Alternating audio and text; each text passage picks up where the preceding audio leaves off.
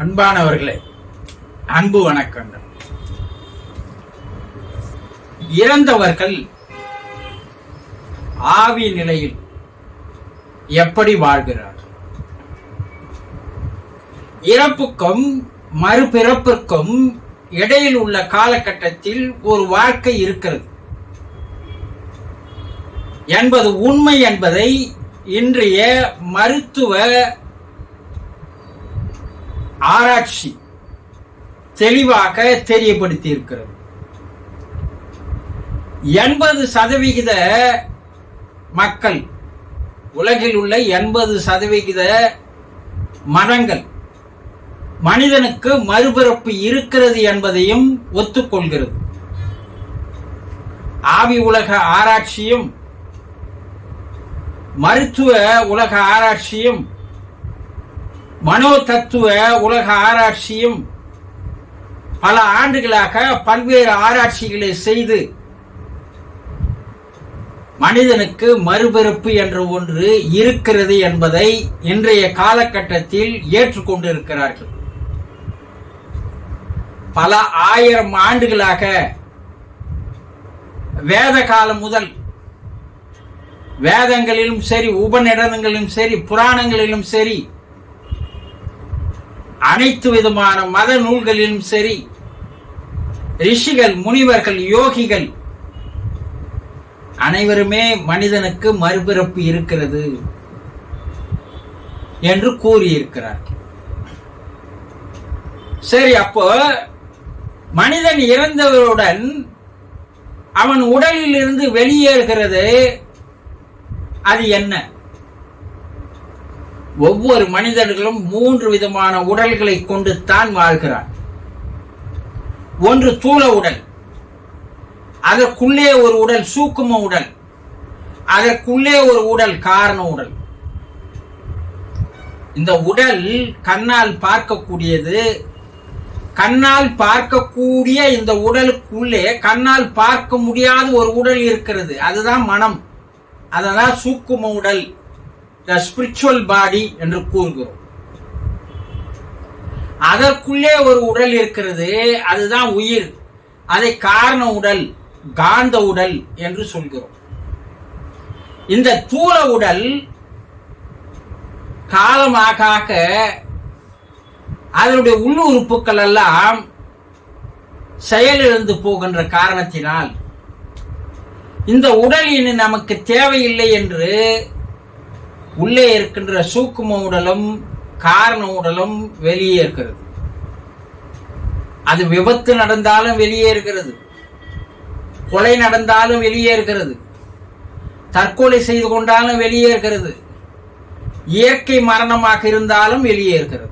அப்படி வெளியே இருக்கின்ற அந்த சூக்கும உடலும் காரண உடலும் சேர்ந்ததற்கு பெயர் தான் ஆன்மா, ஆவி, ஆத்மா, ஜீவன், கோஸ்ட், ஸ்பிரிட், பேய், நுண்ணுடல், புரியட்ட காயம், லிங்க சரீரம் என்று பல பெயர் வைத்து அழைக்கிறார்.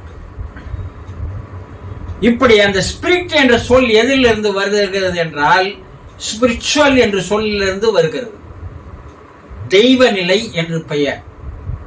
அதனால்தான் இறந்து போனவர்களை நாம் தெய்வ நிலை அடைந்தார் என்று குறிப்பிடுகிறோம். மேலும் கடவுளிடம் ஐக்கியமானார், இறைவனடி சேர்ந்தார் என்று பல பெயர். சிவபதவி அடைந்தார், சிவலோகம் அடைந்தார் என்றெல்லாம் கூறுறோம் இல்லையா? அப்போ இறை நிலையை அவர் அடைகிறார் என்பது உண்டான அறிகுறிகள் இவையெல்லாம். உலகில் பெரும்பான்மையான மதங்கள் இதை ஏற்றுக்கொள்கிறது. சரி, இப்படி வெளியே இருக்கின்ற அந்த சூக்கும உடல் கண்ணால் பார்க்க முடியாது. கண்ணால் பார்க்க முடியாத ஒரு பொருளுக்கு பெயர், புலப்படையாத ஒரு பெயருக்கு பெயர் தான் சூக்குமம் என்று பெயர். இது நீராவியை போன்றது, வெண்மை நிறத்தோடு இருக்கக்கூடியது. இதில் 8 விதமான பொருள்கள் அடங்கி இருக்கிறது என்று ஔவையார் அந்த காலத்திலேயே பாடல்களாக பாடியிருக்கிறார். கண்ணால் பார்க்க முடியாத அந்த சூக்கும உடல் 8 விதமான நுண்பொருள்களால் ஆக்கப்பட்டிருக்கிறது என்று ஔவையார் அந்த காலத்திலேயே எழுதியிருக்கிறார். மேலும் இதை என்ன சொல்கிறார்கள் என்றால், சதுர் விம் சதி என்று அக்கால நூல்களில் எழுதுகிறது. சதுர் விம் சதி, சதுர் என்றால் 4, விம் சதி என்றால் 20, 24 பொருள்களால் ஆக்கப்பட்டது என்று கூட எழுதியிருக்கிறார்கள். இதுதான் சூக்கும உடல். இது வடமொழி, நுண் உடல் தமிழ் மொழி. இந்த நுண் உடல் தான் ஆவி உடல், ஆத்ம உடல், ஆன்ம உடல் ஆகும். 2 காந்தம் இருக்குதுன்னு வச்சுங்க. இந்த 2 காந்தத்தை எடுத்துட்டு வந்தோம்னா இந்த 2 காந்தத்துக்கு நடுவுல ஒரு ஈர்ப்பு சக்தி இருக்கும் இல்லையா? இத காந்த சக்தின்னு சொல்றோம். இந்த காந்த சக்தி தான் நாம் அழைக்கின்ற இந்த ஆன்மாவும் உயிரும் ஆகும். இது இருந்தால்தான் இந்த தூல உடலுக்கும் சூக்கும உடலுக்கும் இடையிலே அந்த காந்த சக்தி தான் வேலை செய்து இந்த தூல உடலை பார்க்க வைக்கிறது, பேச வைக்கிறது, கேட்க வைக்கிறது, சாப்பிட வைக்கிறது, நினைக்க வைக்கிறது எல்லாம். இந்த காந்த சக்தி வெளியேறிவிட்டால் அது ஒரு இரும்பா மாறுற மாதிரி இந்த உடல் எதற்கும் பயன்படாது போய்விடுகிறது. இந்த தூல உடலை பற்றி மருத்துவம் என்ன சொல்றதுன்னா, பயாலஜி, த பிசிபயாலஜி, பயோகெமிஸ்ட்ரி, மாலிக் கெமிஸ்ட்ரி, பயாலஜி என்று பல பேரை வைத்து இந்த தூல உடலை ஆராய்ச்சி செய்கிறார்கள். ஆனா மருத்துவம் இந்த சூக்கும உடலை ஆராய்ச்சி செய்ய முடியாமல் தத்தளிக்கிறது. மெஞ்ஞானம் மட்டும்தான் இந்த சூக்கும உடலை பற்றி விலாவரியாக எழுதுகிறது. இப்போது விஞ்ஞானம் ஓரளவு அதை புரிந்து கொண்டு கண்டு கொண்டிருக்கிறது. இந்த சூக்கும உடல் எப்படி இருக்கும் என்றால், ஒரு மனிதன் இறக்கும் போது எந்த நிலையில் இறக்கிறானோ அதே உருவத்தோடு தான் அந்த சூக்கும உடலும் இருக்கும். ஒரு விபத்து நடக்கிறது, உடல் சிதைந்து போகிறது, கை கால்கள் தனியாகி விடுகிறது என்றால் அந்த சூக்கும உடலும் அதே போல் தான் இருக்கும். 8 வயதில் இறந்து போனால் 8 வயது உருவம் தான் சூக்கும உடலுக்கு. 40 வயதில் இருந்தால் 40 வயது உருவம் தான் சூக்கும உடலுக்கு. 80 வயதில் இருந்தால் 80 வயது உருவம் தான் சூக்கும உடலுக்கு. அப்போ இறக்கின்ற தருவாயில் எந்த வயதில், எந்த நிலையில், எந்த உருவத்தில் அவன் இருக்கிறானோ அதுதான் சூக்கும உடலாக இருக்கும்.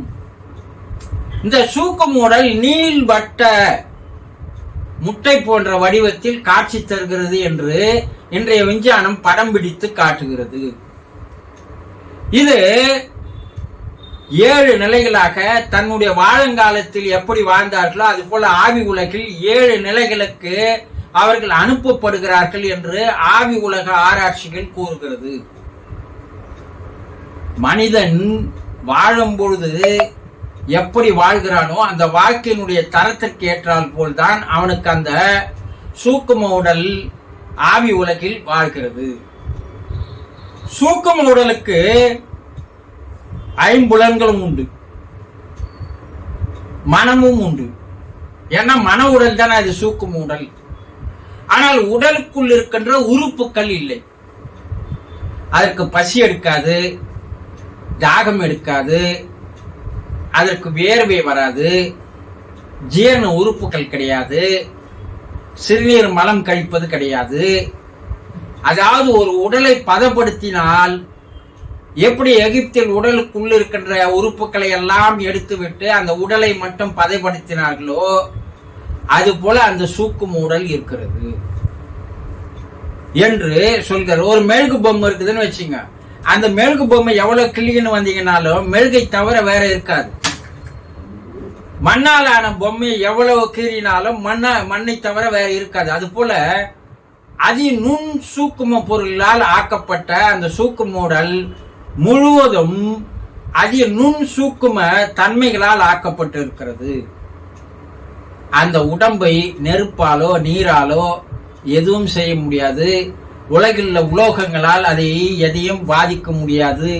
இதை பற்றி கிருஷ்ண பெருமார் பகவத்கீதையிலே தெளிவாக கூறியிருக்கிறார். ஆன்மாவை எரிக்க முடியாது, ஆன்மாவை நீரால் அழிக்க முடியாது, ஆன்மாவை காற்றால் கலைக்க முடியாது, எந்த ஒரு உலோகத்தாலும் அதை வெட்டவோ முடியாது என்று கூறியிருக்கிறார். அப்போ இந்த சூக்கும உடல் அந்த உடலோடு ஒரு குறிப்பிட்ட காலம் வரைக்கும் தன்னுடைய கர்மா கரைகிற வரை இருந்துவிட்டு கர்மாவுக்கு ஏற்ற பலனை அனுபவித்து விட்டு மறுபடியும் வேறொரு தாயினுடைய உருவத்தில் வந்து மறுபிறப்பு எடுக்கிறது. இப்படிதான் ஆன்மாக்கள் மேல் உலகில் வாழ்ந்து கொண்டிருக்கின்றன.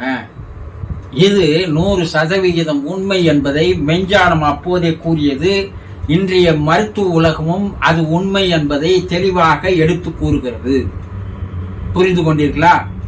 சந்தோஷம்.